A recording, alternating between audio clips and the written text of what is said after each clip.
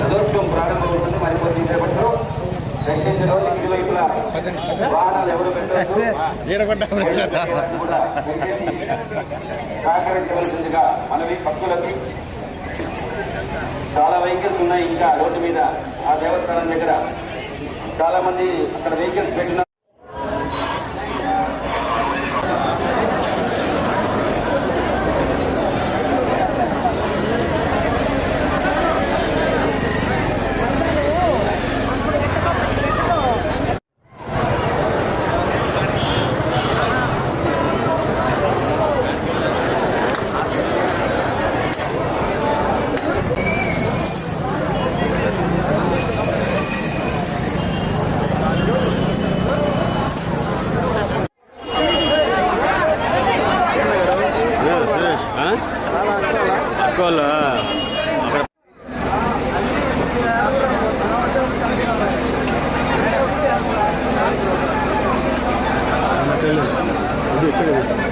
సరిపోదు కాదు.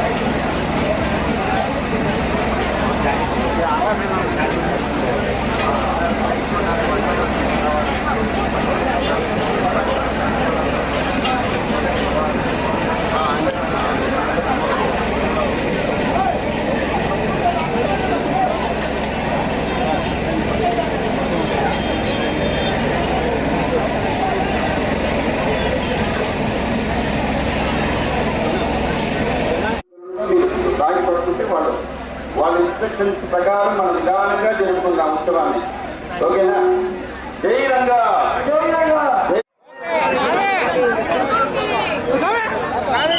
రంగనాథ స్వామికి జై రంగా, జై రంగా. ఎత్తేస్తారండి.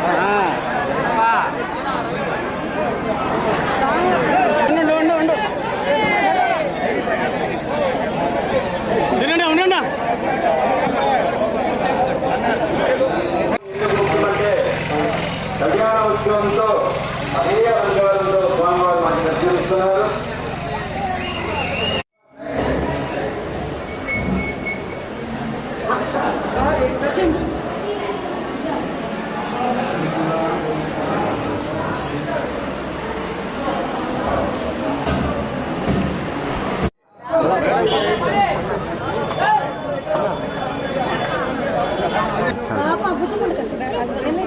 సినిమా వెనకరా సినిమా వెనకరా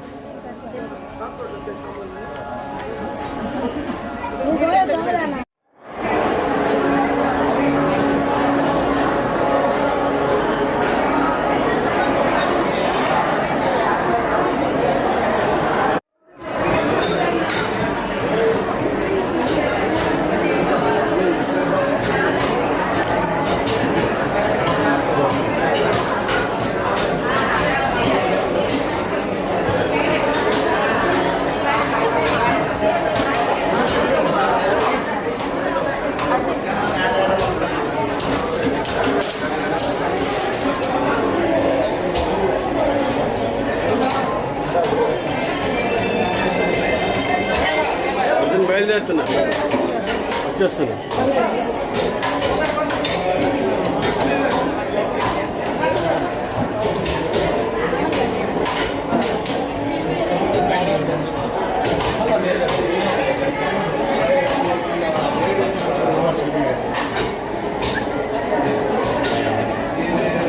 భాగంగా గరుడ సేవ పూర్తి అయింది. కళ్యాణం జరిగింది.